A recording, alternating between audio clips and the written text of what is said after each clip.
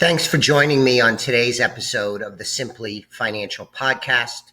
I'm your host, Christopher Calandra, and I want to increase your financial IQ with today's discussion about common financial regrets.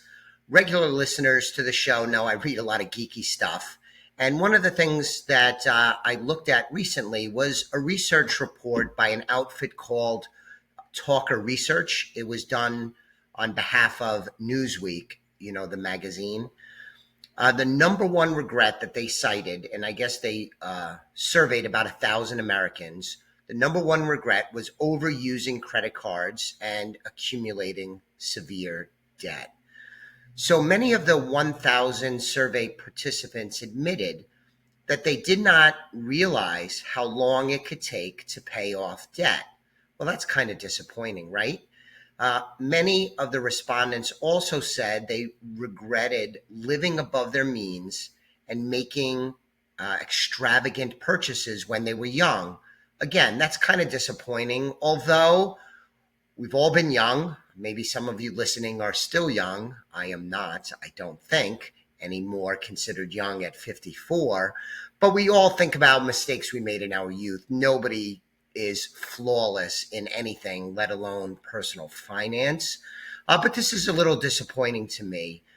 Additionally, let me say the National Trust of Living Coalition, that's a mouthful, recently did a survey, and it reinforces other data that's out there. And it said that 46% of Americans don't have $500 saved for emergencies.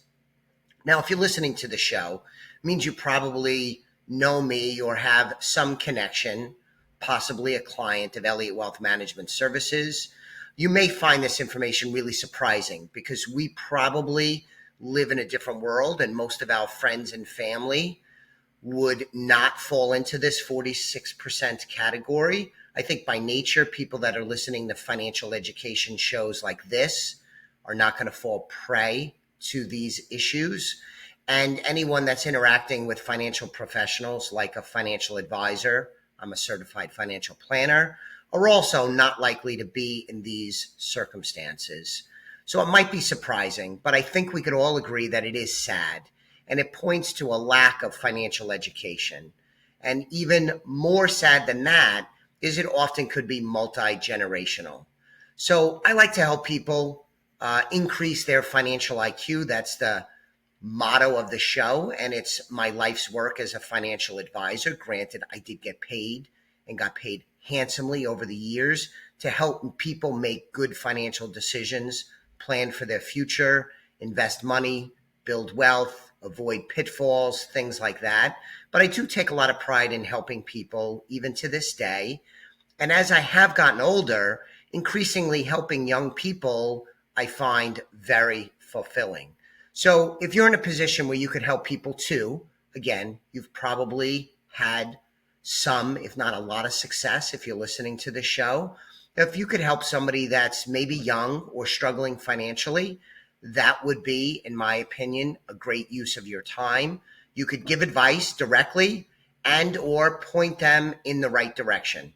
A show like this, there's lots of books, magazines, podcasts, websites, Facebook groups. It's on and on and on. You can easily find help if you're looking. Some people might need to be given some advice and or nudged into the right direction. So that's kind of the moral message I have today for you and for me, is help some people if you can, because these things largely can be overcome. It's not a high threshold to save $500 for the vast majority of the people, the vast majority of the time. And in terms of financial regrets, everybody has financial regrets. I've made some extremely dumb mistakes while I was young, while I was middle-aged, and even now that I'm older. And I'll probably make dumb mistakes moving forward too, but hopefully I learn from them and don't make the same ones and maybe make fewer as I go along. So thanks for listening today. I really appreciate it. I'll be back with you on the next episode of the Simply Financial Podcast very soon.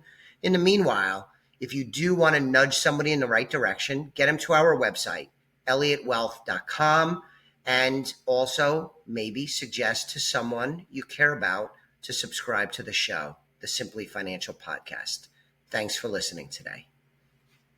The views expressed are not necessarily the opinion of Osaic Wealth, Inc., and should not be construed directly or indirectly as an offer to buy or sell any securities mentioned herein. Investing is subject to risks, including loss of principal invested. Past performance is not a guarantee of future results. No strategy can assure a profit nor protect against loss. Please note that individual situations can vary. Therefore, the information should be relied upon when coordinated with individual professional advice. Please note, the information being provided is strictly as a courtesy. When you link to any of the websites provided here, you are leaving this website. We make no representation as to the completeness or accuracy of information provided at these websites. Nor is the company liable for any direct or indirect technical or system issues, or any consequences arising out of your access to or your use of third-party technologies, websites, information, and programs made available through this website. When you access one of these websites, you are leaving our website and assume total responsibility and risk for your use of the websites you are linking to. Securities and advisory services are offered through Osaic Wealth, Inc., member FINRA, SIPC. Insurance services offered through Elliott Wealth Management Services, LLC, not affiliated with Osaic Wealth, Inc.